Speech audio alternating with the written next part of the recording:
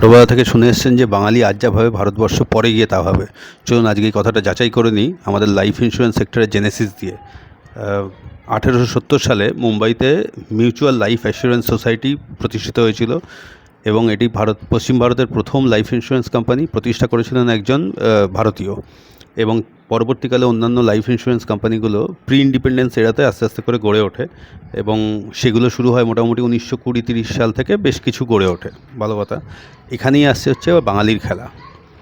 এই 1870 সালে যেটা মুম্বাইতে মিউচুয়াল লাইফ অ্যাসুরেন্স সোসাইটি গড়ে উঠেছিল, তার 52 বছর আগে 1818 সালে বিপিন দাশগুপ্ত কলকাতায় ওরিয়েন্টাল লাইফ ইন্স্যুরেন্স কোম্পানি বলে ভারতবর্ষের প্রথম লাইফ ইন্স্যুরেন্স কোম্পানি গড়ে তুলেছিলেন, এবং এদের কিন্তু এরা পরিষেবা দিতেন সারা ভারতবর্ষে 1818 সালে, 52 বছর আগে।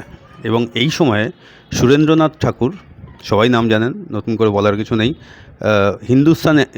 হিন্দুস্তান ইন্স্যুরেন্স সোসাইটি বলে আরেকটি লাইফ ইন্স্যুরেন্স কোম্পানি গড়ে তুলেছিলেন, যেটা পরে গিয়ে আমাদের সবার পরিচিত, সবার প্রিয় লাইফ ইন্স্যুরেন্স কর্পোরেশন অর্থাৎ LIC নামে প্রতিষ্ঠিত হয়।